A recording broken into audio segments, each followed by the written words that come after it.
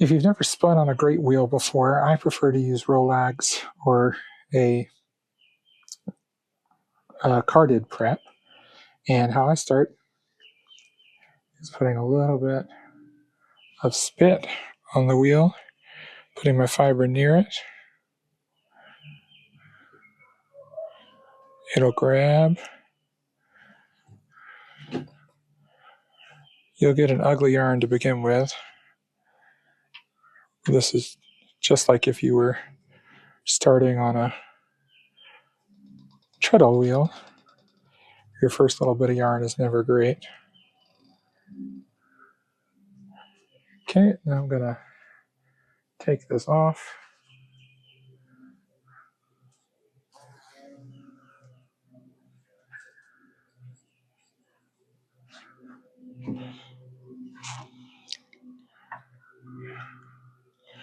Now we can start spinning for real.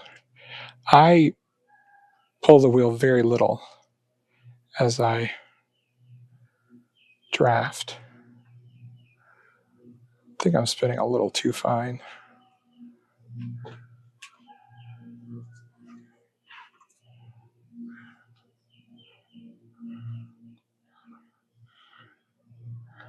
You draft back a little faster.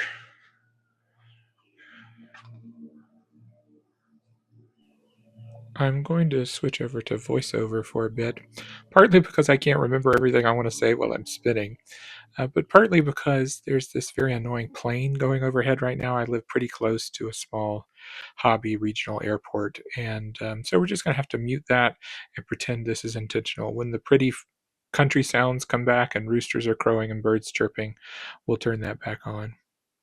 This is my walking wheel. Sometimes it's called a great wheel, and it's very different from most spinning wheels we use today. You don't sit at it, obviously, and you don't stay still, you walk. That's why they call it a walking wheel. You draft the fiber, turn the wheel, step forward, step back, and repeat that motion over and over again. It's slower in many ways, and it's much larger, and by modern standards, it's not especially practical. This particular wheel is clearly antique, but it hasn't been left untouched. Some parts are worn in that beautiful way that only time could do. The edges get softer and the subtle irregularities. And then there are other parts that feel a little too precise. My suspicion is that some of these components were restored or even remade, possibly by the Bobbin Boy in Asheville, North Carolina, seeing as how I bought the wheel close to there. But I don't know for certain. It is clear that this object has been cared for, not just preserved, but cared for in a way that will keep it in use. What's interesting is this wheel doesn't really belong in my studio. It doesn't fit well, it takes up way too much space, and it resists being tucked into a corner. Though I can totally disassemble it and store it pretty compact except for the giant wheel. Maybe that's why they call it a great wheel. And honestly, it still feels right, because a wheel like this was probably never meant to live in a dedicated studio. Around here in these mountains, a lot of women would have used their wheel like this on their porch or out in the yard, in the open air in the middle of daily life. And that's where I find myself drawn to using it too. There's something about the sound of it out here. The porch itself becomes part of the instrument. The hollow boards underneath act like a sounding board, and the faint humming that comes off of the tip of the spindle, it resonates. It's quiet, but it fills the space in a way that feels almost alive. I've been dealing with a lot of back pain, and the advice I keep getting is to move more to strengthen your core, but in reality, standing still for a long period hurts. Also, sitting still for a long period hurts, so it makes it difficult to spin. So, what I've been thinking lately is that my body needs not intensity, but some continuity, a gentle, ongoing movement. And that's exactly what this wheel asks of me. I step forward to draft, I step back, add twist, move again, wind on. The movement is small, granted, but it is consistent. My arms are working, my core is engaged, my balance is adjusting moment to moment. It's not really exercise in the way that we usually define it, but it is physical. I've started pairing the movement with my breath as much as possible, drawing out the fiber on the inhale, adding twist on the exhale, stepping back and forward with the rhythm of both. And after a while, it stops feeling like I'm doing something and becomes something that I'm participating in. We talk a lot in fiber art about efficiency, about speed and output, but this is not one of those things. This is what I'm going to call embodied spinning. It asks me to pay attention, to stay present, and to feel what my body is doing constantly. It refuses to let the making happen without me. And there's something about that that feels almost prayerful, if you will.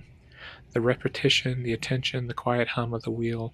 It creates a kind of stillness, not through stopping, but through rhythm. So, no, it doesn't fit in my studio, and no, it's not the most practical tool I own. But out here, moving, breathing, listening, it might be the most useful one I have. Not because of what it produces, but because of what it asks for me.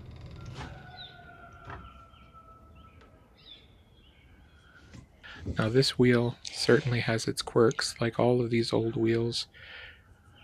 They tend to stop working for a little bit when you have to make some adjustments. You'll see here that my drive band pops off. Thankfully, because they're infinitely adjustable, they're easy to fix. A blessing and a curse with these old wheels is they're infinitely adjustable. So they get out of adjustment pretty easily, too.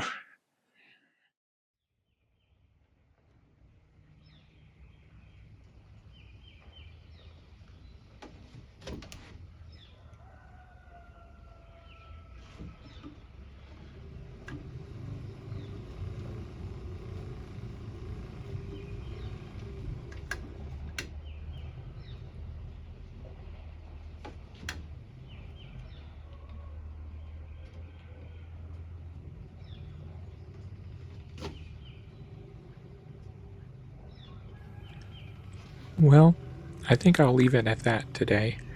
Please subscribe if you want to see more content about fiber related stuff. I love weaving, I love spinning, I love machine knitting. And thank you for having a wonderful day on the porch with me on this beautiful May 1st. Perfect weather, perfect day, perfect activity. Until next time, I'm the Weft Right. Thanks so much.